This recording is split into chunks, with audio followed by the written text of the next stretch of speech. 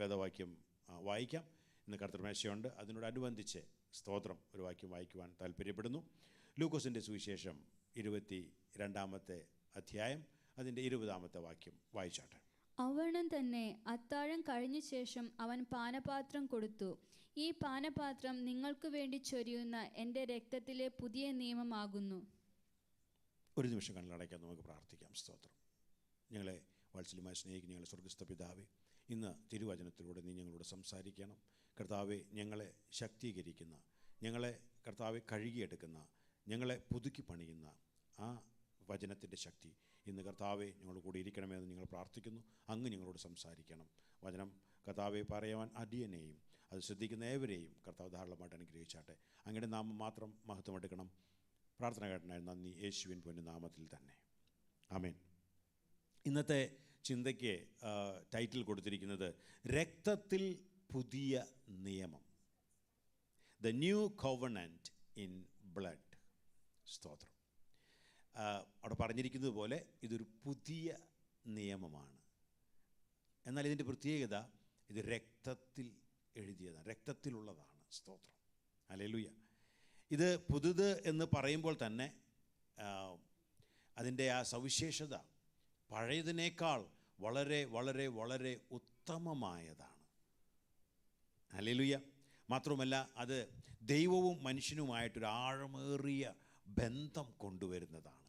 പഴയ നിയമത്തിൽ ഉണ്ടായിരുന്നു ദൈവവും ജനവുമായിട്ടുള്ള ഹല്ലേലൂയ അവൻ്റെ റിലേഷൻഷിപ്പ്. എങ്കിലും ഈ യേശു പറയുന്ന എൻ്റെ രക്തത്തിൽ പുതിയ നിയമമാണ്. It's something very new. Hallelujah. സ്തോത്രം. ഹല്ലേലൂയ. അത് ദൈവവും മനുഷ്യനുമായുള്ള ആഴമേറിയ ബന്ധം. അത് പാപത്തെ അകറ്റുന്ന, പാപത്തെ പൊറുക്കുന്നതായിട്ടുള്ള ഒരു നിയമം. അത് വളരെ ഡീപ്പാണ്, അത് പേഴ്സണലാണ്, അത് വളരെ ഇൻറ്റേണലാണ്. നമ്മൾ എത്രമാത്രം മനസ്സിലാക്കിയിട്ടുണ്ട്. നമ്മൾ ഈ വേദഭാഗമൊക്കെ വായിച്ച് പോയതാണ്. എന്നാൽ എൻ്റെ രക്തത്തിലൊരു പുതിയ നിയമമാകുന്നു യേശു പറയുകയാണ്. സ്തോത്രം. Something new. അത് എനിക്കും നിങ്ങൾക്കും വേണ്ടി അവൻ തന്നതാണ്. അതിൻ്റെ അർത്ഥത്തോടു കൂടെ തന്നെ, അതിൻ്റെ വിലയോടുകൂടെ തന്നെ അത് എടുക്കുവാൻ, മനസ്സിലാക്കുവാനായിട്ട് ദൈവം നമ്മെ സഹായിക്കട്ടെ. സ്തോത്രം. ഈ പുതിയ നിയമത്തെക്കുറിച്ച് പറയുന്നത് പഴയ നിയമത്തിൽ രേഖപ്പെടുത്തിയിട്ടുണ്ട്. നമുക്ക് ആ വേദഭാഗം ഒന്ന് വായിക്കാം. യെരമ്യാ പ്രവാചകൻ്റെ പുസ്തകം 31-ാമത്തെ അധ്യായം അതിൻ്റെ 31 മുതൽ 34 വരെയുള്ള വാക്യങ്ങളിലാണ് ആദ്യമായിട്ട് ഈ പുതിയ നിയമം വരാൻ പോകുന്നു എന്നതിനെക്കുറിച്ച് അവിടെ പ്രവാചകനിലൂടെ ദൈവം സംസാരിക്കുന്നത്. നമുക്ക് വായിച്ചു കേൾക്കാം.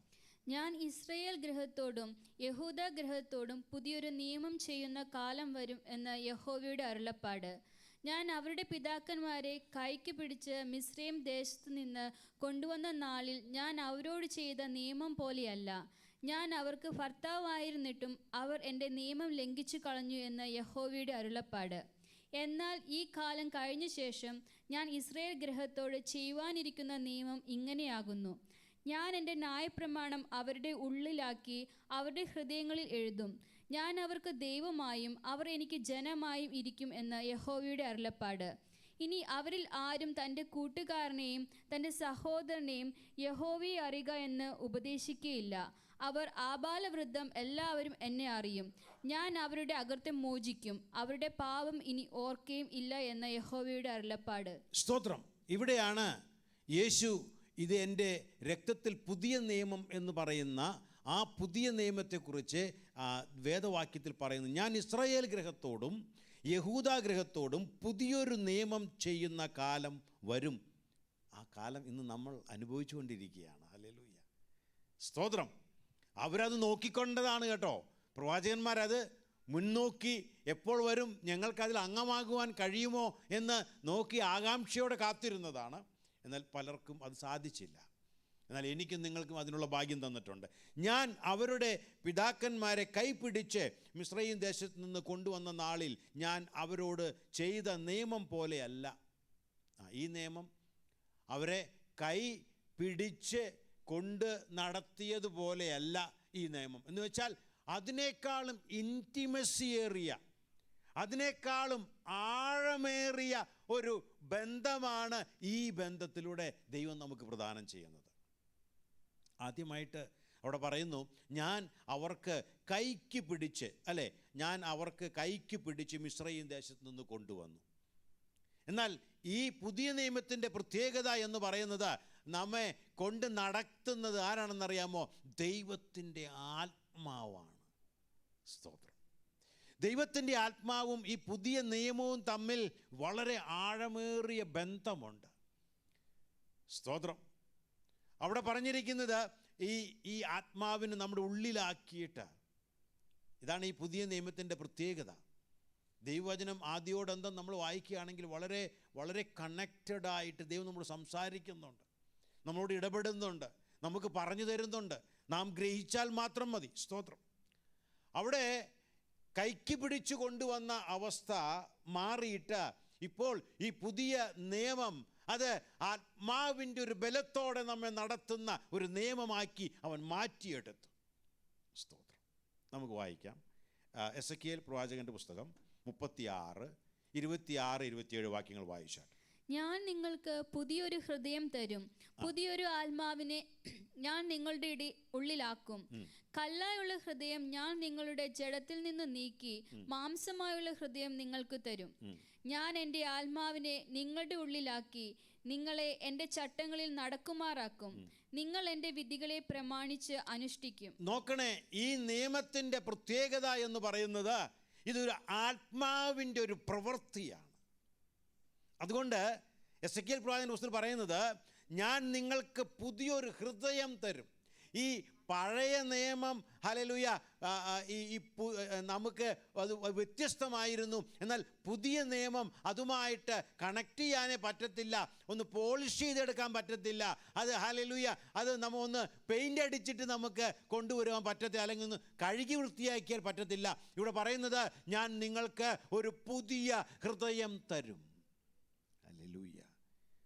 അത്രയും ആഴമേറിയ ഒരു മാറ്റം ദൈവവും മനുഷ്യനും തമ്മിൽ ഉണ്ടാകും. ഞാൻ നിങ്ങൾക്ക് പുതിയൊരു ഹൃദയം തരും, പുതിയൊരു ആത്മാവിനെ ഞാൻ നിങ്ങളുടെ ഉള്ളിൽ ആക്കും. കല്ലായുള്ള ഹൃദയം ഞാൻ നിങ്ങളുടെ ജഡത്തിൽ നിന്ന് നീക്കി മാംസമായുള്ള ഹൃദയം ഞാൻ നിങ്ങൾക്ക് തരും. എന്ന് വെച്ചാൽ എല്ലാവരുടെയും ഉള്ളിൽ മുന്നെയൊക്കെ കല്ലായിരുന്നോ?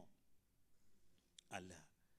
പക്ഷേ പ്രവൃത്തികൾ കല്ലായ ഹൃദയം പോലെയായിരുന്നു. ഇന്ന് നമ്മൾ എങ്ങനെയാണ്? നമ്മൾ ഈ പുതിയ നിയമത്തിൽ ബന്ധപ്പെട്ടവരാണെങ്കിൽ, ഈ പുതിയ നിയമവുമായി കണക്റ്റഡ് ആണെങ്കിൽ, അവന് ദൈവവും അവനുമായി ആഴമേറിയ ബന്ധമുണ്ട്. അത് ആത്മാവിൻ്റെ ഒരു ബന്ധമാണ്. അത് ഒരു പുതിയ ഹൃദയം ലഭിച്ചതുപോലെയാണ്. അത് മാംസളമായൊരു ഹൃദയം ലഭിച്ചതുപോലെയാണ്. ഹല്ലേലൂയ. ഞാനും നിങ്ങളും അറിയാതെ ഈ ട്രാൻസ്പ്ലാന്റേഷനൊന്നും നടക്കത്തില്ല കേട്ടോ. ഞാനും നിങ്ങളും അറിഞ്ഞു മാത്രമേ ഈ കല്ലായുള്ള ഹൃദയം അവിടെ നിന്ന് മാറ്റിയിട്ട് ഒരു ഹല്ലേലൂയ മാംസളമായ ഒരു ഉരുക്കമുള്ള ഒരു ഹൃദയത്തെ നമ്മുടെ ഉള്ളിൽ വയ്ക്കാൻ പറ്റത്തുള്ളൂ. സ്തോത്രം. അങ്ങനെ ചെയ്യുമെന്നാണ് പറഞ്ഞിരിക്കുന്നത്. എന്നിട്ട് ഞാൻ എൻ്റെ ആത്മാവിനെ നിങ്ങളുടെ ഉള്ളിൽ ആക്കി നിങ്ങളെ എൻ്റെ ചട്ടങ്ങളിൽ നടക്കുമാറാക്കും. ഹല്ലേലൂയ. ആരും പറയണ്ട അവനെ ഫോളോ ചെയ്യുമെന്ന്. ഓട്ടോമാറ്റിക് ആയിട്ട് by default we will be following him, obeying him. Hallelujah. That is the important and the particularity of the new covenant. ഈ രക്തത്തിൽ എഴുതിയ ആ നിയമത്തിൻ്റെ പ്രത്യേകത എന്ന് പറയുന്നത്, പിന്നെയും ആരും യാചിച്ചുകൊണ്ട് കർത്താവിനെ ഒന്ന് നോക്കിക്കോ, വേണമെങ്കിൽ ഒന്ന് ഫോളോ ചെയ്തോ അല്ലെങ്കിൽ എന്ന് പറയേണ്ടതില്ലെന്നാണ് പറയുന്നത് ഈ ന്യൂ കോവനന്റിൻ്റെ പ്രത്യേകത എന്ന് പറയുന്നത്. കാരണം അവരുടെ ഉള്ളിൽ പുതിയൊരു ഹൃദയം കൊടുത്ത്, പുത്തനൊരു ആത്മാവിനെ കൊടുത്ത്, ഹല്ലേലൂയ, അവരുടെ ഹൃദയത്തിൽ സംഗ്രഹിച്ചു വച്ചിരിക്കുകയാണ്. എൻ്റെയും നിങ്ങളുടെയും ജീവിതത്തിൽ നടക്കണം എന്ന് ദൈവം ആഗ്രഹിക്കുന്നു. സ്തോത്രം. അന്ന് കൈപിടിച്ച് നടത്തിയതുപോലെ ഇന്ന് ദൈവത്തിൻ്റെ ആത്മാവ് അവരെ നടത്തും. അതിനുവേണ്ടിയാണ് ദൈവത്തിൻ്റെ ആത്മാവിനെ നമ്മുടെ മേൽ പകർന്നിരിക്കുന്നത്. ചുമ്മാ നമുക്ക് എന്താ പറയുക, പെന്തക്കോസ്ത് ലഭിച്ചതുപോലെ നമുക്കൊരു നിറവ് ലഭിച്ചു, ഒരു ചില കാര്യങ്ങൾ നമുക്ക് ഒരു ഫീലിംഗ് ഉണ്ടായി. ഇതൊന്നും അല്ല കേട്ടോ. ദൈവത്തിൻ്റെ ആത്മാവ് തന്നിരിക്കുന്നത് ഈ ഉടമ്പടിയുമായി ബന്ധപ്പെട്ടതാ. ഈ ആത്മാവിൻ്റെ നിറവ് ലഭിച്ചില്ല എങ്കിൽ, ഈ ഹൃദയമൊന്ന് മാറിയില്ല എങ്കിൽ, ഹല്ലേലൂയ, ഈ പുതുക്കം പ്രാപിച്ചില്ല എങ്കിൽ, ഈ തലത്തിൽ ദൈവമായിട്ട് ബന്ധപ്പെട്ടില്ല എങ്കിൽ, ഈ രക്തത്തിൽ എഴുതിയ പുതിയ നിയമവുമായി എനിക്കും നിങ്ങൾക്കും ബന്ധമില്ല. അതുകൊണ്ടാണ് യേശു പറഞ്ഞത്, നിങ്ങൾ ഇവിടുന്ന് വാങ്ങിപ്പോകാതെ ഇവിടെ ഇത് പ്രാപിച്ചോണം. കാരണം ഇത് പുതിയൊരു ആത്മാവിനെ നൽകുന്ന ഒരു ശുശ്രൂഷയാണ്. പുതിയൊരു ആത്മാവിനെ പുതിയൊരു ഹൃദയം നൽകി, പുതിയൊരു ഹൃദയത്തിൽ ആ പുതിയ ആത്മാവിനെ നിറച്ചു കൊണ്ടുള്ള പരിപാടിയാണ്. അല്ലാണ്ട് കൈ പിടിച്ച് കൊണ്ടുവന്നതുപോലെ അല്ല. സ്തോത്രം. ഇനി പഴയ നിയമം എഴുതിയത് അത് കൽപ്പലകകളിലാണ്, അല്ലേ? കൽപ്പലകകളിലാണ്. എന്നാൽ അത് മോശയ്ക്ക് ദേഷ്യം വന്നു, ഒരു ഏറെറിഞ്ഞപ്പോൾ അത് പൊട്ടിപ്പോയി. എന്നാൽ ഇവിടെ പറഞ്ഞിരിക്കുന്നത്, ഞാൻ നിങ്ങളുടെ ഹൃദയങ്ങളിൽ അവയെ എഴുതും. ആർക്കും അതിനെ എറിഞ്ഞു പൊട്ടിക്കാൻ പറ്റാത്ത വിധം നിങ്ങളുടെ ഹൃദയത്തിൽ ഇത് എഴുതും. വില കൊടുത്തിട്ടാണ് ഈ പുതിയ നിയമം എഴുതിയത് എന്ന് ഞാനും നിങ്ങൾ മനസ്സിലാക്കണം. രക്തത്തിലാണ്, ഹല്ലേലൂയ, ഈ പുതിയ നിയമം എഴുതിയിരിക്കുന്നത്. അത് എറിഞ്ഞു പൊട്ടിക്കാനുള്ളതല്ല. അതുകൊണ്ട് തന്നെ അത് കൽപ്പലകളിലല്ല തന്നിരിക്കുന്നത്. എൻ്റെയും നിങ്ങളുടെയും ആ പുതിയ ഹൃദയത്തിൽ അത് ആഴത്തിൽ എഴുതിയിരിക്കുകയാണ്. ഹല്ലേലൂയ. ഞാനും നിങ്ങളും അത് നല്ലപോലെ ഗ്രഹിച്ച് പുതിയ നിയമത്തിൻ്റെ വാക്താക്കളായിട്ട് ജീവിക്കേണ്ടത് അത്യാവശ്യമാണ്. സ്തോത്രം. ഇവിടെ പറയുന്നു, നിനക്ക് എറിഞ്ഞു പൊട്ടിക്കാൻ പറ്റത്തില്ല. ഇത് കൽപ്പലകയല്ല, നിൻ്റെ ഹൃദയത്തിലാണ് അത് എഴുതിയിരിക്കുന്നത്. ഇനി പറഞ്ഞിരിക്കുന്നു, നോട്ട് ഓഫ് ദ ലെറ്റർ. ഇനി അവിടെ എഴുതിയിരിക്കുന്നത് എങ്ങനാ? അവിടെ വായിക്കാൻ അവർക്കറിയാമായിരുന്നു. കൽപ്പലകകളിൽ എഴുതിയിട്ടുണ്ട് 1, 2, 3 ഇന്നത് ചെയ്യണം, ഇന്നത് ചെയ്യണ്ട എന്ന്. എന്നാൽ ഈ പുതിയ നിയമത്തിൻ്റെ പ്രത്യേകത എന്ന് പറയുന്നത്, അത് ഹല്ലേലൂയ അക്ഷരത്തിലല്ലാതെ എഴുതിയിരിക്കുന്നത്. പിന്നെയോ 2 കൊരിന്ത്യർ 3-ാം അധ്യായം അതിൻ്റെ 6, 7, 8 വാക്യങ്ങൾ വായിച്ചാട്ടെ. അവൻ ഞങ്ങളെ പുതു നിയമത്തിന്റെ ശുശ്രൂഷകന്മാർ ആക്കുവാൻ പ്രാപ്തരാക്കി. അപ്പോൾ ഈ ശിഷ്യന്മാരെയൊക്കെ പ്രാപ്തരാക്കിയത് എന്തിനു വേണ്ടിയാ? ഈ പുതിയ നിയമത്തിൻ്റെ ശുശ്രൂഷ ചെയ്യാനായിട്ടാണ്. ഇനി ഞാനും നിങ്ങൾ ഈ പഴയ കല്ലും പഴയ ഇതൊക്കെ കൊണ്ട് നടന്നിട്ട് കാര്യമില്ല. സ്തോത്രം. ഞാനും നിങ്ങളും ഈ പുതിയ നിയമത്തിൻ്റെ കീഴിലായി കഴിഞ്ഞു. ഇതിൻ്റെ ശുശ്രൂഷയാ ശിഷ്യന്മാർ ചെയ്തത് എന്ന് പൗലോസ് പറയുകയാണ്. വായിച്ചട്ടെ. അവൻ ഞങ്ങളെ പുതുനിയമത്തിന്റെ ശുശ്രൂഷകന്മാരാക്കുവാൻ പ്രാപ്തരാക്കി. അക്ഷരത്തിന്റെ ശുശ്രൂഷകന്മാരല്ല. അക്ഷരത്തിന്റെ ശുശ്രൂഷകന്മാർ അത് ഞങ്ങൾക്ക് ഇനി വേണ്ട. 1, 2 ഇത് ചെയ്യുക അത് ചെയ്യുക എന്ന് പറഞ്ഞിട്ട് നമ്മൾ വായിക്കാൻ പറ്റുന്ന അതല്ല ഇപ്പോൾ പരിപാടി. പിന്നെയോ ആത്മാവിന്റെ ശുശ്രൂഷകന്മാരത്രേ. അക്ഷരത്തിന്റെ അല്ല, ആത്മാവിന്റെ ശുശ്രൂഷകന്മാരത്രേ. എവിടത്തെയാ പറയുന്നത്? പുതുനിയമത്തിന്റെ ശുശ്രൂഷയാണ്. അപ്പോൾ പുതുനിയമത്തിൻ്റെ ശുശ്രൂഷ എന്ന് പറയുന്നത് ആത്മാവിൻ്റെ ശുശ്രൂഷയാണ്. സ്തോത്രം. ഹല്ലേലൂയ. ഈ പുതുനിയമമാണ് അവൻ രക്തത്തിൽ പുതിയ ഉടമ്പടിയാക്കി അവൻ നമുക്ക് തന്നത്. അതുകൊണ്ട് വളരെ സീരിയസ് ആയിട്ട് നമ്മൾ എടുക്കേണ്ടത് ആവശ്യമാണ്. ഇവിടെ പറയുന്നു, അത് അക്ഷരത്തിലല്ല ആത്മാവിൻ്റെയാണ്. ഇനി അതിൻ്റെ താഴെ എന്താ പറയുന്നത്? എന്നാൽ കല്ലിൽ അക്ഷരമായി കൊത്തിയിരുന്ന അതിന്റെ മുന്നത്തെ 6ന്റെ തന്നെ 2-ാമത്തെ ഭാഗം. അക്ഷരം കൊല്ലുന്നു, അക്ഷരം കൊല്ലുന്നു, ആത്മാവോ ജീവിപ്പിക്കുന്നു. വ്യത്യാസം കണ്ടോ? ആദ്യത്തെ നിയമവും 2-ാമത്തെ നിയമവും തമ്മിലുള്ള വ്യത്യാസം കണ്ടോ? ആദ്യം ഹല്ലേലൂയ അത് കൽപ്പലകളിൽ എഴുതിയതും ഇപ്പോൾ മാംസഹൃദയങ്ങളിൽ എഴുതിയതിൻ്റെയും വ്യത്യാസം കണ്ടോ? ഹല്ലേലൂയ. ആദ്യം കൈപിടിച്ച് നടത്തിയതും ഇപ്പോൾ ആത്മാവ് നടത്തുന്നതുമായ ആ സ്തോത്രം നിയമത്തിൻ്റെ വ്യത്യാസം കണ്ടോ? ഒന്ന് മരിക്കുന്നു, ഒന്ന് ജീവിക്കുന്നു. ഹല്ലേലൂയ. ഇതിനുള്ള പ്രാപ്തി നമുക്ക് ലഭിച്ചത് മറ്റൊന്നുകൊണ്ടുമല്ല, രക്തത്തിൽ ഒരു പുതിയ നിയമം അവൻ സ്ഥാപിച്ചതുകൊണ്ട്. സ്തോത്രം. ഹല്ലേലൂയ. അത് മനസ്സിലാക്കി സീരിയസോടെ നമ്മൾ ജീവിക്കേണ്ടത് ആവശ്യമാണ്. സ്തോത്രം. അവിടെ ഒന്ന് മരിക്കുമ്പോൾ ഒന്ന് ജീവിക്കുന്നു. അക്ഷരം കൊല്ലുന്നു, ആത്മാവോ ജീവിക്കുന്നു. ഹല്ലേലൂയ. അതുകൊണ്ടാണ് നമ്മൾ ഇടയ്ക്കൊക്കെ ഒന്ന് ആത്മാവിൽ നിറയണം. ഇടയ്ക്കൊക്കെ ഒന്ന് ആത്മാവിനെ എക്സസൈസ് ചെയ്യണം. ഇന്നലെ ഐസൻ ബ്രദർ പറഞ്ഞ പോലെ ഒന്ന് ജ്വലിപ്പിക്കണം. ഹല്ലേലൂയ. ആത്മാവിൻ്റെ ശുശ്രൂഷയാണെങ്കിൽ മതി എന്ന അപ്പസ്തലനായ പൗലോസ് പറയുന്നത്. വീണ്ടും ഈ അക്ഷരത്തിൻ്റെ ശുശ്രൂഷ, വീണ്ടും ഹല്ലേലൂയ ഈ കല്ലുള്ള ഹൃദയത്തെ കൊണ്ടുള്ള പരിപാടി നമുക്കിനി വേണ്ടേ വേണ്ട. സ്തോത്രം, ഹല്ലേലൂയ, സ്തോത്രം. കർത്താവ് നമ്മെ സഹായിക്കട്ടെ. ഈ ആത്മാവ് നമുക്ക് ലഭിക്കണമെങ്കിൽ അവൻ ഈ ശുശ്രൂഷ, അവൻ ഈ നിയമം രക്തത്തിൽ എഴുതണമായിരുന്നു, രക്തത്തിൽ അത് സ്ഥാപിക്കണമായിരുന്നു. ഈ രക്തത്തിൽ അത് വില കൊടുത്ത് ഹല്ലേലൂയ ഈ ഉടമ്പടി സ്ഥാപിക്കണമായിരുന്നു. എന്നിട്ട് പരിശുദ്ധാത്മാവിനെ എനിക്ക് നിങ്ങൾക്ക് തരണമായിരുന്നു. എങ്കിൽ മാത്രമേ ഈ ഉടമ്പടിയുടെ കീഴിൽ ഞാനും നിങ്ങളും ആകത്തുള്ളൂ. അതിനുവേണ്ടി നമ്മെ അവൻ അത്രമാത്രം സ്നേഹിച്ചു. സ്തോത്രം. ഇവിടെ ഹല്ലേലൂയ ആദ്യത്തെ ഉടമ്പടിയുടെ പ്രത്യേകത എന്ന് പറയുന്നത്, അന്ന് ഒരു തെറ്റും കൂടാതെ വള്ളിയും പുള്ളിയും മാറാതെ അനുസരിച്ച് വന്ന നിയമത്തെക്കുറിച്ചാണ് ഈ പറയുന്നത്.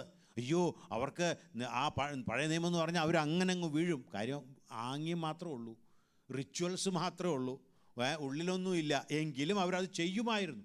അല്ലേ, ഇന്ന് തന്നെ നമ്മൾ കേട്ടിട്ടുണ്ട്, ഞാൻ കണ്ടിട്ടില്ല, പറഞ്ഞു കേട്ടിട്ടുണ്ട്. ഇവിടെ ഇസ്രായേലിലെല്ലാം അവർ ശബത്ത് ദിവസം അവർ ലിഫ്റ്റിൻ്റെ ബട്ടൺ പോലും അമർത്തത്തില്ലെന്നൊക്കെയാണ് പറയുന്നത്. എങ്ങനെ അങ്ങോട്ട് പോകും ഇങ്ങോട്ടും എനിക്കറിയത്തില്ല, പക്ഷേ പറയുന്നത് ഇങ്ങനെയാണ്. അപ്പോൾ അത്രമാത്രം അവരെല്ലാം പാലിച്ചേ പറ്റത്തുള്ളൂ. പക്ഷേ സത്യം എന്തെന്ന് അവർക്ക് അറിയത്തില്ല. അപ്പോൾ അതുപോരാ. ഇവിടെ പറഞ്ഞിരിക്കുന്നത് ഈ കഴിഞ്ഞ ദിവസം നമ്മൾ ചിന്തിച്ചതാണ്, ഈ നിയമങ്ങളെല്ലാം എന്തുണ്ടാക്കുന്നു? ഒരു റിലീജിയസ് സ്ലേവിനെ സൃഷ്ടിക്കുന്നു. എന്ന് വെച്ച് കഴിഞ്ഞാൽ കുറ്റബോധമുണ്ട്, ഒന്നും ചെയ്യാൻ പറ്റുന്നില്ല, വിടുതലില്ല.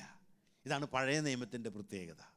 എന്നാൽ പുതിയ നിയമത്തെക്കുറിച്ച് പറയുന്നത് അങ്ങനെയല്ല. എന്താ ഇവിടെ പറഞ്ഞ് നമ്മൾ വായിച്ചു കേട്ടത്? ഹല്ലേലൂയ, അവരുടെ പാപത്തെ എല്ലാം മായ്ച്ചു കളയുന്ന, ഹല്ലേലൂയ ഹല്ലേലൂയ. അതിൻ്റെ ഒടുവ് പറഞ്ഞിങ്ങനെയാണ്, ഞാൻ അവരുടെ അകൃത്യം മോചിക്കും, അവരുടെ പാപം ഇനി ഓർക്കയും ഇല്ല എന്ന് യഹോവയുടെ അരുളപ്പാട്. യിരെമ്യാ പ്രവാചകൻ പുതിയ ഉടമ്പടിയെക്കുറിച്ച് പറഞ്ഞ കാര്യമാണ് പറയുന്നത്. അപ്പോൾ ആദ്യത്തെ നിയമമെന്ന് പറയുന്നത് പാപങ്ങളെ റിവീൽ ചെയ്യുന്നുണ്ട്, അതിനെ കാണിച്ചു കൊടുക്കുന്നുണ്ട്. നീ പാപിയാണെന്ന് മുദ്ര കുത്തുന്നുണ്ട്, പക്ഷേ അതിൽ നിന്ന് പൂർണ്ണ വിടുതലില്ല. എന്നാൽ രക്തത്തിൽ എഴുതിയ ഈ പുതിയ നിയമത്തിൻ്റെ പ്രത്യേകത എന്ന് പറയുന്നത്, ഹല്ലേലൂയ, നിന്റെ പാപങ്ങൾ കടും ചുവപ്പായിരുന്നാലും അതിനെ ഹിമം പോലെ വെളുപ്പിക്കുന്ന ഒരു നിയമമാണ്. അതുകൊണ്ട് അത് രക്തത്തിൽ എഴുതിയത്. സ്തോത്രം, ഹല്ലേലൂയ. അതിനെ പറഞ്ഞിരിക്കുന്നു, അത് ഹല്ലേലൂയ നമ്മുടെ പാപങ്ങളെ മായ്ച്ചു കളയുന്നു. സ്തോത്രം. നമ്മളെ സ്ലേവ്സ് ആക്കുന്നതല്ല, മറിച്ച് നമ്മെ സ്വതന്ത്രരാക്കുന്ന ഒരു നിയമമാണ്. എത്ര ഭാഗ്യവാന്മാരാണ്! പഴയ നിയമത്തിലെ ജീവിച്ചിരുന്ന ഭക്തന്മാർക്ക് പോലും കഴിയാത്തത് ദൈവം ഇന്ന് എനിക്കും നിങ്ങൾക്കും സാധ്യമാക്കി. നമ്മുടെ മിടുക്ക് കൊണ്ടല്ല, അവൻ രക്തത്തിൽ ആ പുതിയ നിയമം സ്ഥാപിച്ചത് കൊണ്ട്. സ്തോത്രം, ഹല്ലേലൂയ. ഇനി അന്നത്തെ നിയമം അത് മോശയിലൂടെ, ദൈവപുരുഷനായ മോശയിലൂടെ അത് നൽകിയപ്പോൾ, അതൊരു ഷാഡോ ആയിട്ട് അത് നിന്നപ്പോൾ, ഇന്ന് അതിൻ്റെ റിയാലിറ്റി, അതിൻ്റെ ലൈറ്റ് വന്നിരിക്കുകയാണ്. ഇറ്റേണലായിട്ട്, ഇനി മാറ്റമില്ലാത്ത ഹല്ലേലൂയ ഒരു നിയമമായിട്ട് യേശു ക്രിസ്തു തന്നെ തൻ്റെ രക്തത്തിൽ അത് എഴുതുകയാണ്, അത് സ്ഥാപിക്കുകയാണ്. സ്തോത്രം. അന്ന് മോശയിലൂടെ ദൈവം കൊടുത്തു. ഇന്ന് തൻ്റെ ഓമനപുത്രനിലൂടെ, അതും ഓമനപുത്രൻ്റെ രക്തത്തിലൂടെ, ഹല്ലേലൂയ, ആ നിയമം തൻ്റെ ജനത്തിനു വേണ്ടി ദൈവം കൊടുക്കുകയാണ് ചെയ്യുന്നത്. ഹല്ലേലൂയ. പഴയ നിയമത്തിൽ അത് ഇവിടെ പറഞ്ഞിരിക്കുന്നത്, നമ്മൾ ആദ്യം ആ യിരെമ്യാ പ്രവാചകന്റെ പുസ്തകത്തിൽ വായിച്ചത് ഇങ്ങനെയാണ്, ഞാൻ അവർക്ക് ഭർത്താവായിരുന്നിട്ടും അവർ എൻ്റെ നിയമം ലംഘിച്ചു എന്ന് യഹോവയുടെ അരുളപ്പാട്. അപ്പം അന്ന് ദൈവം അവരെ സ്വന്തം ഭാര്യ എന്നുള്ള രീതിയിലാണ് അവരെ കണ്ടത്. എന്നാൽ അവനെ ഉപേക്ഷിച്ചു, അനുസരിച്ച് നടന്നില്ല. എന്നാൽ പുതിയ നിയമം എങ്ങനെയാണെന്നറിയാമോ? അനുസരിച്ച് നടക്കാത്തത് കൊണ്ട് ഒരു പുതിയ നിയമം ദൈവം സാധിക്കുകയാണ്. എങ്ങനെയാണത് നടക്കുന്നതെന്നറിയാമോ? ഞാൻ ചിന്തിച്ച് നോക്കിയപ്പോൾ, ദൈവത്തിൻ്റെ ഓമനപുത്രനും, അല്ലേ, ദൈവവും ജനവും ആയിരുന്നിടത്ത് അവിടെയാണ് പഴയ നിയമം. എന്നാൽ അത് മാറിയിട്ട് തൻ്റെ ഓമനപുത്രനും, ദി ബിഗോട്ടൻ സൺ യേശു ക്രിസ്തു, ദെൻ അവനിലൂടെ ജനിക്കുന്ന പുതിയ മക്കളും അവർ തമ്മിൽ ഹല്ലേലൂയ അവർ തമ്മിൽ ഒരു മണവാളൻ മണവാട്ടി എന്ന ബന്ധത്തിലേക്ക് കൊണ്ടുവരുന്ന ഒരു പുതിയ നിയമം. ഹല്ലേലൂയ.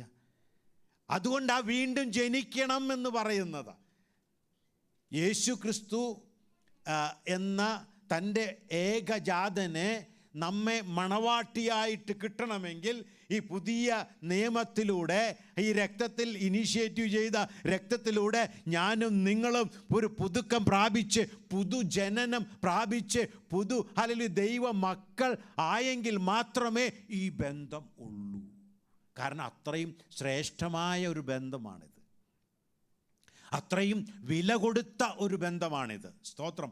അന്ന് നിങ്ങളെ കൈക്ക് പിടിച്ചു കൊണ്ടുവന്നതുപോലെയല്ല ഇത്. ഞാൻ നിങ്ങളുടെ ഹൃദയത്തിലാക്കി ഒരു പുതിയ ഹൃദയം തന്ന്, ഒരു പുതിയ ആത്മാവിനെ തന്ന്, അക്ഷരത്തിൻ്റെ എഴുത്തല്ല ആത്മാവിൻ്റെ എഴുത്തിൽ ഹല്ലേലൂയ രക്തത്തിൽ ഒരു പുതിയ നിയമം സ്ഥാപിച്ച് ഞാൻ നിങ്ങളെ ഹല്ലേലൂയ വഴി നടത്തും. ദൈവം നമ്മെ എത്ര വ്യക്തമായിട്ടാണ് ആദിയോടന്തം നമ്മൾ നോക്കുകയാണെങ്കിൽ, ജെനിസിസ് മുതൽ റെവലേഷൻ വരെ നോക്കുകയാണെങ്കിൽ ദൈവത്തിൻ്റെ പദ്ധതി എന്ന് പറയുന്നത് വളരെ ക്രിസ്റ്റൽ ക്ലിയറാണ്. നമ്മൾ പലപ്പോഴും മനസ്സിലാക്കാൻ നമുക്ക് ബുദ്ധിമുട്ട് വന്നെന്ന് മാത്രമേ ഉള്ളൂ. ചിലത് നമ്മൾ വെറും ആചാരങ്ങളായിട്ട് എടുത്തു, അല്ലേ? അല്ലെങ്കിൽ ചിലത് നമ്മൾ ഹോളി കമ്മ്യൂണിയൻ എന്ന് പറഞ്ഞാൽ അത് ചെയ്യേണ്ട ഒരു കാര്യമാണ്, ബാപ്റ്റിസം അത് എടുക്കേണ്ട ഒരു കാര്യമാണ്. അതിൻ്റെ സിഗ്നിഫിക്കൻസ് എന്താണ്? അതിലൂടെ ദൈവം ഉദ്ദേശിക്കുന്നത് എന്താണ്? അതിലൂടെ എന്നിൽ സംഭവിക്കേണ്ട മാറ്റം എന്താണ്? സ്തോത്രം. ഇതിൻ്റെ ഒക്കെ ഉദ്ദേശം ഒന്നേ ഉള്ളൂ, വിളിക്കപ്പെട്ട ഓരോരുത്തനും അവനെപ്പോലെയാകണം. ഹല്ലേലൂയ. ഈ ബാപ്റ്റിസത്തിൻ്റെയും ഈ കമ്മ്യൂണിയൻ്റെയും ഈ ഹല്ലേലൂയ നിയമത്തിൻ്റെയും ഒക്കെ സാരം ഇത്രയേ ഉള്ളൂ. അവൻ കണ്ടിരിക്കുന്ന ചിലരുണ്ട്, അവർ അവനെപ്പോലെയാകണം. ഞാനും നിങ്ങളും. അതുകൊണ്ട് ഇതിൻ്റെ ശ്രേഷ്ഠത വളരെ വലുതാണ്. ഞാനും നിങ്ങളും അതിനോട് ഹല്ലേലൂയ സ്തോത്രം വിശ്വാസത്താൽ നമ്മൾ അവനോട് ചേർന്ന് നിൽക്കുകയാണെങ്കിൽ എന്നെയും നിങ്ങളെയും അവൻ മാറ്റിയെടുക്കും.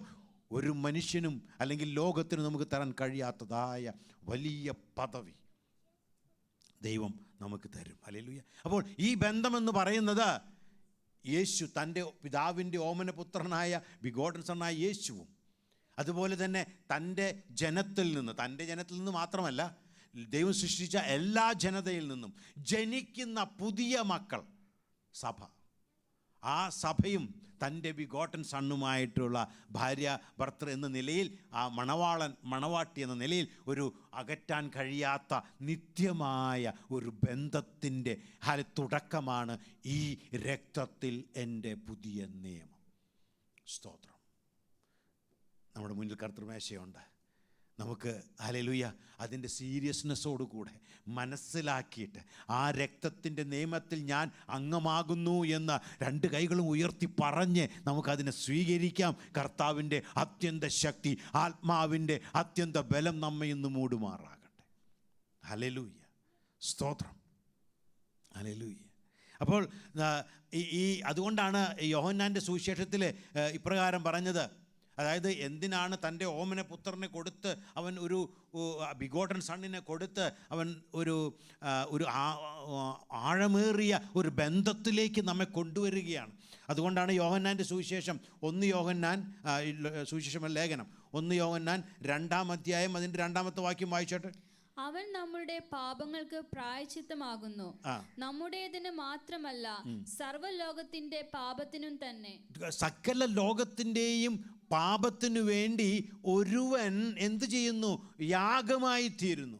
He became a propitiation. ഒരു വ്യക്തി, തൻ്റെ ബിഗോട്ടൻ സൺ. എന്നിട്ട് അവൻ അതിലൂടെ അവൻ എന്ത് ചെയ്തു? ദൈവത്തിൻ്റെ ഇഷ്ടം അവൻ ചെയ്തു. യെശയ്യാ പ്രവാചകന്റെ പുസ്തകം 53-ന്റെ 10-ാം വാക്യം അതും കൂടെ വായിച്ചാട്ടെ. എന്നാൽ അവനെ തകർത്തു കളവാൻ യഹോവയ്ക്ക് ഇഷ്ടം തോന്നി, അവൻ അവന് കഷ്ടം വരുത്തി. അവന്റെ പ്രാണൻ ഒരു അകൃത്യയാഗമായി തീർന്നിട്ട് അവൻ സന്തതിയെ കാണുകയും ദീർഘായുസ് പ്രാപിക്കുകയും യഹോവയുടെ ഇഷ്ടം അവന്റെ കൈയാൽ സാധിക്കുകയും ചെയ്യും. ഞാൻ പറയുന്നതിൻ്റെ സാരം ഇതാണ്. ഞാൻ അവൾക്ക് ഭർത്താവായിരുന്നു, എന്നാൽ അവൾ എന്നെ അനുസരിച്ചില്ല. അതുകൊണ്ട് ദൈവം ഒരു പുതിയ നിയമം വാഗ്ദത്തം ചെയ്യുകയാണ്. ആ പുതിയ നിയമത്തിൽ ആരൊക്കെയാണ് അംഗങ്ങൾ? ഹല്ലേലൂയ. തൻ്റെ പിതാവിൻ്റെ ഇഷ്ടം ചെയ്ത ഒരു യാഗമായിട്ട്, ഒരു പ്രാശ്ചിത്തമായിട്ട്, സകല പാപത്തിൻ്റെയും പരിഹാരമായി പ്രാശ്ചിത്തമായ തൻ്റെ ഓമന പുത്രനെ അതിലൂടെ കടത്തിവിട്ട് ഒരു മണവാളനാകാനുള്ള യോഗ്യതയ്ക്ക് അവന് തയ്യാറാക്കി. അടുത്തത് അങ്ങനെയാണെങ്കിൽ അതിലൂടെ കടന്നുപോയ പ്രോസസ്സിലൂടെയാണ് മണവാളനെ പ്രിപ്പയർ ചെയ്ത് എങ്കിൽ മണവാട്ടിയായിരിക്കുന്ന ഞാനും നിങ്ങളും എത്രമാത്രം സീരിയസ്നെസ്സോടുകൂടെ അത് ഏറ്റെടുത്ത് ഹല്ലേലൂയ ഒരു പുതുക്കം പ്രാപിച്ച്, ഒരു രൂപാന്തരം പ്രാപിച്ച്, മാറ്റം വന്ന് ആ പുതിയ നിയമത്തിൻ്റെ അനുസരിക്കുന്നവരായിട്ട് ഞാനും നിങ്ങളും മാറേണ്ടത് ആവശ്യമാണ്. നമ്മൾ പലപ്പോഴും ഞാൻ അവനെ സ്നാനപ്പെട്ടു, ഇനി എനിക്ക് കർത്തൃമേശ എടുക്കാം, ഇതൊക്കെയാണ് നമ്മൾ അറിയുന്നുള്ളൂ. എന്നാൽ വാസ്തവത്തിൽ നടക്കുന്നത് എന്നെ അവനൊരു ഒരു പുതിയ വ്യക്തിയാക്കി മാറ്റുകയാണ്. തൻ്റെ ഓമനപുത്രനായ യേശു ഇത്രയും രക്തത്തിലൂടെ എഴുതിയ ഈ പുതിയ നിയമം അതിനുവേണ്ടി യാഗമായിട്ട് അവൻ പിതാവിൻ്റെ ഇഷ്ടം ചെയ്ത ഒരു ഓമനപുത്രനെ മണവാളനാക്കി വയ്ക്കുമ്പോൾ മണവാട്ടിയായിരിക്കുന്ന വ്യക്തി എത്രമാത്രം അതിനോട് ചേർന്ന് അതിൽ ഇടപഴകി അതുമായി ബന്ധപ്പെട്ട് തങ്ങളെ തന്നെ പ്യൂരിഫൈ ചെയ്ത് തങ്ങളെ തന്നെ സമർപ്പിച്ച്, അല്ലേ, സ്വന്തം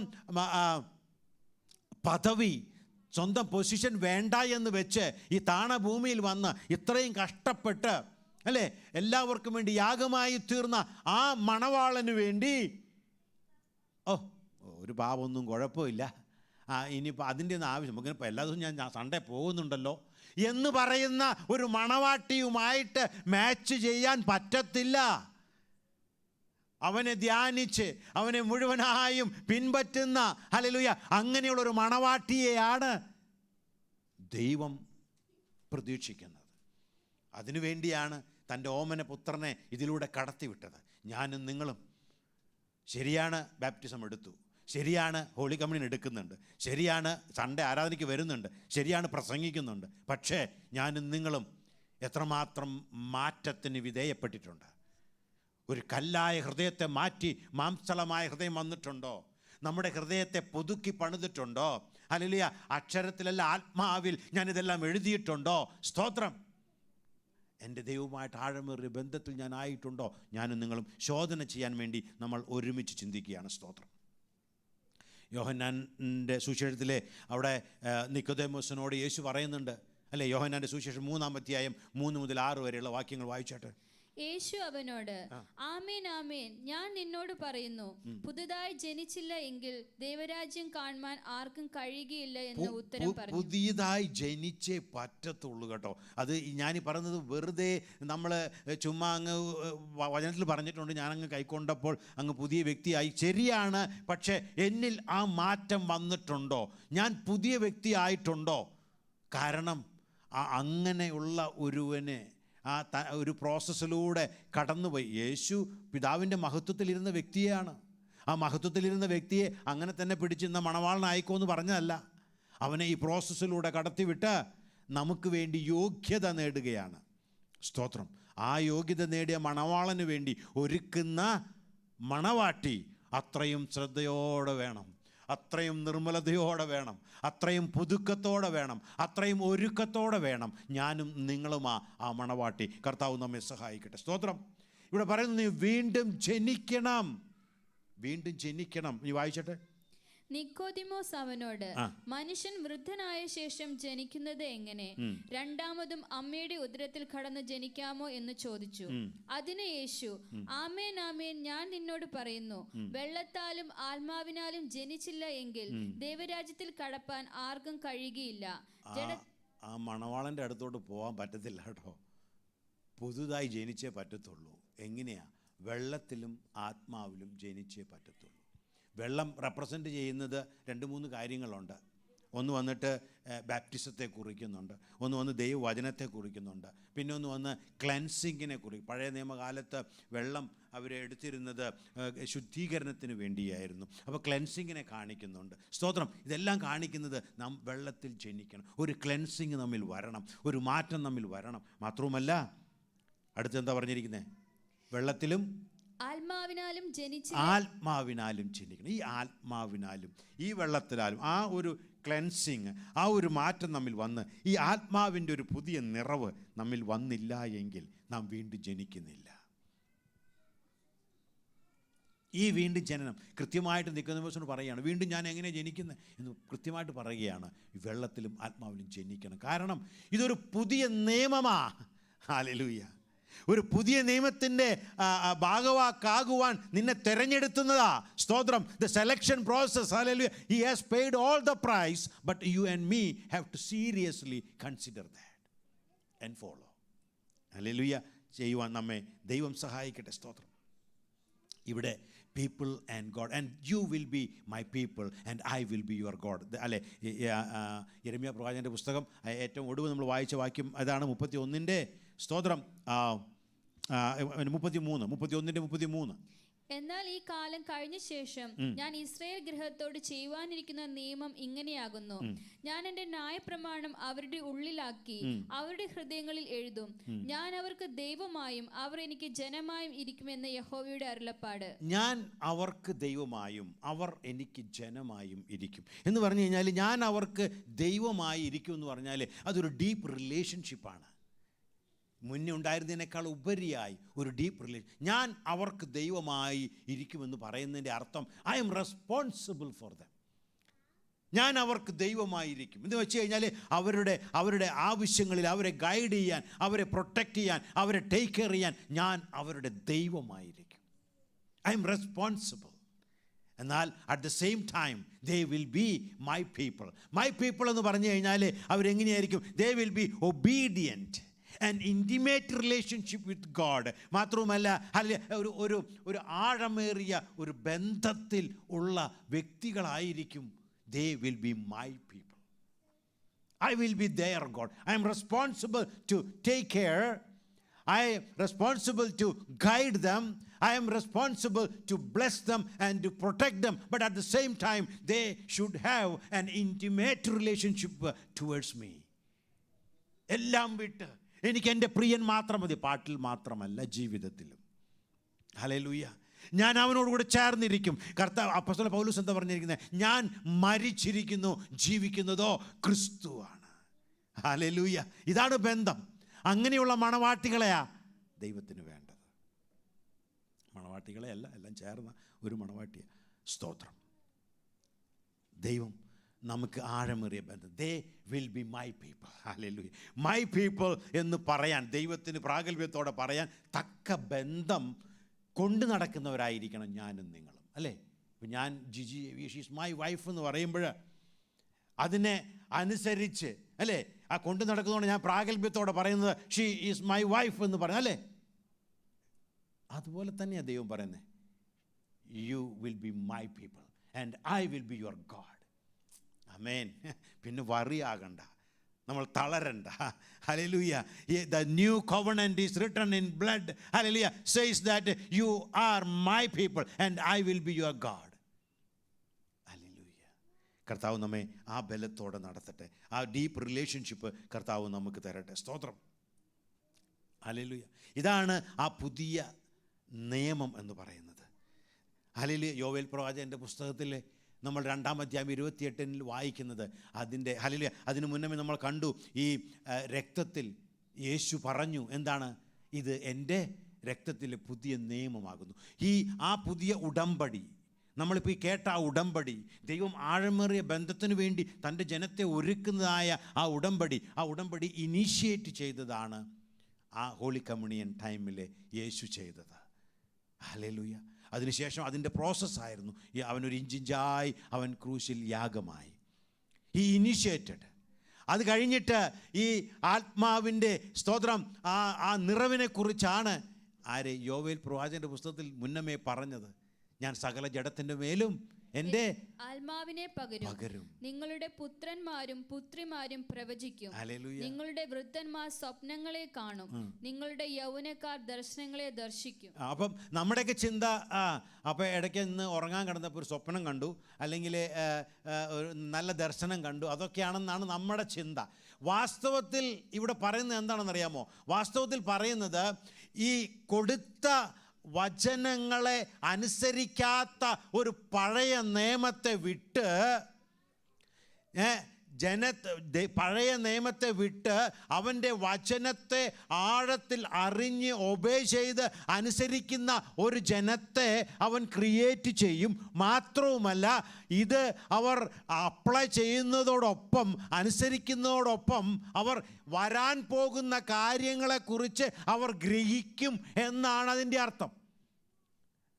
സ്വപ്നം കാണുക, പ്രവചിക്കുക എന്നൊക്കെ പറയുന്നതിൻ്റെ കാരണം ചുമ്മാ ഞാനൊരു പ്രോഫറ്റായി എന്നുള്ളതല്ല. അതിൻ്റെയൊക്കെ അർത്ഥമെന്ന് പറയുന്നത്, ഇവിടെ അവൻ്റെ കാര്യങ്ങൾ ചെയ്തുകൊണ്ട് ഞാൻ ജീവിക്കുന്നതോടൊപ്പം വരാൻ പോകുന്ന കാര്യത്തെയും കുറിച്ച് ദൈവം എനിക്ക് പറഞ്ഞു തരും. ഞാൻ അതും കൂടെ കണ്ട് ആ അറിവോടുകൂടെ ആയിരിക്കും ഞാൻ ഇന്ന് ജീവിക്കുന്നത് എന്നതാണ്. അല്ലാണ്ട് രണ്ടുപേരോട് പ്രോഫസി പറയുന്ന ഒരാളായിട്ട് എന്നെ അങ്ങ് മാറ്റി എന്നല്ല. ആദ്യം പ്രോഫസി പറയേണ്ടത് തന്നോട് തന്നെയാണ്. സ്തോത്രം. വരാൻ പോകുന്ന, അതായത് ഇതൊക്കെ അനുസരിച്ച് ജീവിക്കുന്നവരോട് പറയും, ഇത് മാത്രമല്ല ഇനിയും ചിലത് മുന്നിലുണ്ട്. സ്വപ്നത്തിലൂടെയും കഴിഞ്ഞുപോയ കാര്യത്തെക്കുറിച്ചല്ല, വരാൻ പോകുന്ന കാര്യത്തെക്കുറിച്ച് ഇനിയും പറഞ്ഞ് നമ്മെ കൂടുതലായിട്ട് ബന്ധത്തിൽ നമ്മെ നടത്തും. അതാരൊക്കെയാണ്? ചെറു കുട്ടികൾ, ബാലകന്മാർ അല്ലെങ്കിൽ മക്കളൊക്കെ അത് ചെയ്യുമെന്നാണ് പറയുന്നത്. ഇന്ന് നമുക്ക് അവനോട് കൂടെ നടക്കാൻ താല്പര്യമില്ല, അവനോട് നടക്കാൻ ഇഷ്ടമില്ല, സമയമില്ല. പക്ഷേ നമ്മൾ പ്രവചിക്കും, നമ്മൾ വലിയ സ്വപ്നം കാണുമെന്ന് പറഞ്ഞ് നമ്മൾ നടക്കുക. നോ, ദൈവം അതല്ല പറയുന്നത്. ഇന്ന് ചെയ്യേണ്ടത് ചെയ്യുന്ന നീ അതിനേക്കാൾ അപ്പുറമായിട്ട് ദൈവം നിനക്ക് സ്പെഷ്യലായിട്ട് തരുമെന്ന്. അതാ ദൈവത്തിൻ്റെ വചനം പറയുന്നത്. സ്തോത്രം. ഹല്ലേലൂയ. നമുക്കതിനായി ആഗ്രഹിക്കാം, നമുക്കതിനായി പ്രാർത്ഥിക്കാം. സ്തോത്രം. ആഴമേറിയൊരു ബന്ധം, ഇന്നുള്ള ബന്ധം, ആ ബന്ധത്തെക്കാൾ അധികം അവൻ കൊണ്ടുവരും. ഇതാണ് നമ്മുടെ ആഗ്രഹവും നമ്മുടെ താല്പര്യവും. ദൈവം അതിനായിട്ട് നമ്മെ സഹായിക്കട്ടെ. ഇതിൻ്റെ പ്രോമിസാണ് യോവേൽ പ്രവാചകനിലൂടെ ദൈവം പറഞ്ഞത്.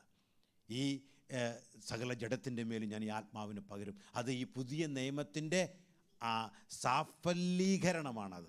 അതിനെ സാധ്യമാക്കുന്നതാണ് ഈ ജഡത്തിൻ്റെ മേൽ വരുന്നത്. നമ്മുടെ മേൽ ഈ യേശു രക്തത്തിൽ എഴുതിയ ആ നിയമം നമ്മുടെ മേൽ സാധ്യമാകുന്നത്, സഫലമാകുന്നത് എപ്പോഴാണ്? ദൈവത്തിൻ്റെ ആത്മാവിനാൽ നാം നിറയപ്പെടുമ്പോഴാണ്. അതുകൊണ്ടാണ് യേശുവിനോട് കൂടെ നടന്ന പത്രോസ് അല്ലെങ്കിൽ ശിഷ്യന്മാർ, ഹല്ലേലൂയ, മരിച്ചതിന് ശേഷം 40 ദിവസം നടന്ന ശിഷ്യന്മാർ, എന്നിട്ടും പറയുകയാണ്, don't go, wait until you receive the power, the Holy Spirit, the promise. കാരണം ആ പ്രോമിസും എൻ്റെയും നിങ്ങളുടെ മേൽ വരുമ്പോൾ മാത്രമേ ഈ രക്തത്തിൽ എഴുതിയ പുതിയ നിയമത്തിൻ്റെ അംഗമായിട്ട് ഞാനും നിങ്ങളും മാറത്തുള്ളൂ. അതിനു വേണ്ടിയാ നമ്മൾ സ്നാനപ്പെടുന്നത്. ഹല്ലേലൂയ. എന്തിനു വേണ്ടിയാണ് സ്നാനപ്പെടുന്നത്? ഈ പുതിയ നിയമത്തിൽ ഞാനും നിങ്ങളും ബന്ധമാകണമെങ്കിൽ. സ്നാനപ്പെട്ടത് കൊണ്ടല്ല, പരിശുദ്ധാത്മാവ് നിറയുന്നത് കൊണ്ട്. എന്നാൽ പരിശുദ്ധാത്മാവ് നിറയണമെങ്കിൽ അപ്പോസ്തലനായ പത്രോസ് പറയുന്നു, ഒറ്റ മാർഗമേ ഉള്ളൂ, മാനസാന്തരപ്പെട്ട് യേശുക്രിസ്തുവിൻ്റെ നാമത്തിൽ സ്നാനം എടുക്കുവേൻ, അപ്പോൾ നിങ്ങൾ പരിശുദ്ധാത്മാവ് ലഭിക്കും, നിങ്ങൾ പുതിയ നിയമത്തിൻ്റെ അധീനതയിലാകും. ഹല്ലേലൂയ. ഞാനും നിങ്ങളും പുതിയ നിയമത്തിൽ, യേശു പറയുകയാണ്, രക്തത്തിൽ പുതിയ നിയമം. ഞാനും നിങ്ങൾ എത്രമാത്രം അത് ഏറ്റെടുത്തിട്ടുണ്ട്. സ്തോത്രം. ഹല്ലേലൂയ. കർത്താവ് നമ്മെ സഹായിക്കട്ടെ. ഇതാണ് ആ അപ്പോസ്തല പ്രവൃത്തി 2-ാം അധ്യായം അതിൻ്റെ 1 മുതൽ 4 വരെയുള്ള വാക്യങ്ങൾ അന്ന് കണ്ടത്. ജനത്തിൻ്റെ മേൽ നിറഞ്ഞു. ഹല്ലേലൂയ. ഒറ്റ ദിവസം കൊണ്ട് ആ ഉടമ്പടിയുടെ ഉള്ളിലായി 3000 ചില്ലാനം പേർ. ഹല്ലേലൂയ. അവരതിനോട് ചേർന്നു, ആ പുതിയ നിയമത്തോട് ചേർന്നു, രക്തത്തിൽ എഴുതിയ നിയമവുമായിട്ട് അവർ ബന്ധപ്പെട്ടു. ഞാനും നിങ്ങളും ഇന്ന് ആ ബന്ധത്തിൽ തന്നെ ആയിരിക്കുന്നു. സ്തോത്രം. ഹല്ലേലൂയ. ഒരു വാക്യം കൂടെ വായിച്ച് ഇരിക്കുവാൻ താല്പര്യപ്പെടുകയാണ്. ഇരിക്കുവാനല്ല, കർത്തൃമേശയിലേക്ക് പോകാൻ താല്പര്യപ്പെടുകയാണ്. കൊളോസ്യർക്ക് എഴുതിയ ലേഖനം 1-ാം അധ്യായം അതിൻ്റെ 14-ാമത്തെ വാക്യം. തൻ്റെ സ്വന്തം ജനത്തിന്റെ വീണ്ടെടുപ്പിന് വേണ്ടി തന്റെ മഹത്വത്തിന്റെ പുകഴ്ചയ്ക്കായിട്ട് നമ്മുടെ അവകാശത്തിന്റെ അച്ചാരമായ വാഗ്ദത്തത്തിൻ പരിശുദ്ധാത്മാവിനാൽ മുദ്രയിട്ടിരിക്കുന്നു. സ്തോത്രം. അവൻ ആ അച്ചാരം തന്ന് നമ്മെ മുദ്രയിട്ടിരിക്കുകയാണ്. ഈ പരിശുദ്ധാത്മാവാണ് സീല്. ഈ സീലില്ലെങ്കിൽ ആർക്കും വേണ്ട കേട്ടോ. ഈ സീലില്ലെങ്കിൽ പുതിയ നിയമത്തിൻ്റെ അംഗമല്ല കേട്ടോ. സ്തോത്രം. ഈ ആഴമേറിയ ബന്ധത്തിന് നിങ്ങൾ യോഗ്യതയുള്ളവരല്ല കേട്ടോ. കർത്താവ് നമ്മെ പറയുകയാണ്. സ്തോത്രം. ഈ ബന്ധമാണ്, സ്തോത്രം, ദൈവം പ്രോമിസ് ചെയ്തത്. ഈ ബന്ധമാണ്, സ്തോത്രം, യേശു ഇനിഷ്യേറ്റ് ചെയ്ത് രക്തത്തിൽ. ഈ ഹല്ലേലൂയ ബന്ധമാണ് അവൻ കാൽവരിയിൽ കൃത്യമായി എഴുതിയത്. സ്തോത്രം. ഈ ബന്ധത്തിൻ്റെ നിറവാണ്, സ്തോത്രം, അവൻ പെന്തക്കോസ്ത് നാളിൽ നമ്മുടെ മേൽ ചൊരിഞ്ഞത്. അതാണ് നമ്മുടെ മുദ്ര. കർത്താവ് നമ്മെ ജയത്തോടെ നടത്തട്ടെ. ഹല്ലേലൂയ. നമുക്ക് സ്തോത്രം വായിച്ച് കേൾക്കാം. വായിച്ചാട്ടെ. 1 കൊരിന്ത്യർ 11 അധ്യായം അതിൻ്റെ സ്തോത്രം കർത്തൃവേശയുടെ ഭാഗം മാത്രം വായിച്ച് നമുക്ക് ശുശ്രൂഷയിലേക്ക് കടക്കാം. എല്ലാവരും ദൈവസന്നിധിയിൽ അല്പസമയം ഒന്ന് എഴുന്നേറ്റ് നിന്നാട്ടെ. നമുക്ക് ഒരു സമർപ്പണത്തോടെ ആയിരിക്കാം ഈ കർത്തൃമേശയിൽ പങ്കെടുക്കുന്നത്. ഇത് വെറും ഹല്ലേലൂയ ഒരു കർത്തൃമേശ കഴിഞ്ഞ നാളുകളിൽ പങ്കെടുത്തതുപോലെ ആകാതെ, ഹല്ലേലൂയ എന്നിലൊരു പുതിയ ഹൃദയം വരണം. എന്നിൽ ഒരു ഹല്ലേലൂയ അക്ഷരത്തിലല്ല, ആത്മാവിൽ പുതിയ നിയമങ്ങൾ എഴുതപ്പെട്ടതായിരിക്കണം. ഹല്ലേലൂയ അവൻ എന്നെ കരം പിടിച്ച് നടത്തുന്നത് പോലെയല്ല, ഹല്ലേലൂയ ആത്മാവ് എന്നെ നടത്തുന്നത് പോലെ ആയിരിക്കണം. യേശു രക്തത്തിലെ പുതിയ നിയമം തന്നത്, ഹല്ലേലൂയ യേശു ആ പ്രോസസ്സിലൂടെ കടന്നുപോയത് അതേ ഹല്ലേലൂയ പോലെ തന്നെ അവനുള്ള വിശ്വാസത്താൽ, ഹല്ലേലൂയ അവനോടുകൂടെ ചേർന്ന് നിന്നുകൊണ്ട്, അവനെ അനുസരിച്ചുകൊണ്ട്, വചനം പ്രമാണിച്ചുകൊണ്ട്, ഹല്ലേലൂയ സ്തോത്രം, ആത്മാവിൻ്റെ ഗൈഡൻസോടുകൂടെ നമ്മെ തന്നെ സമർപ്പിച്ചുകൊണ്ട് ആ മണവാളന് യോഗ്യതയുള്ളൊരു മണവാട്ടിയായി മാറുവാൻ ദൈവം നമ്മെ സഹായിക്കട്ടെ. ഈ കർത്തൃമേശ എടുക്കുന്നതിലൂടെ ഞാൻ വിശ്വസിക്കുന്നു, പ്രാർത്ഥിക്കുകയാണ്, ഒരു പരിശുദ്ധാത്മാവിൻ്റെ ഒരു വലിയ എംപവർമെൻറ്റ്, ഒരു അതിശയ ശക്തി നമ്മുടെ മേൽ വരട്ടെ. ഈ രക്തത്തിലെ ഈ കൂട്ടായ്മയിൽ അല്ലെങ്കിൽ ഈ ഉടമ്പടിയുടെ പ്രൂഫ് എന്ന് പറയുന്നത് ആത്മാവിൻ്റെ നിറവാണ്. അല്ലെങ്കിൽ ആത്മാവിൻ്റെ നിയന്ത്രണമാണ്. ആത്മാവിൽ എഴുതിയിരിക്കുന്ന കൽപ്പനകളാണ്. ആത്മാവ് നമ്മെ നടത്തുന്നതാണ്. കർത്താവ് നമ്മെ അതിനായിട്ട് സഹായിക്കട്ടെ. വായിച്ചോട്ടെ.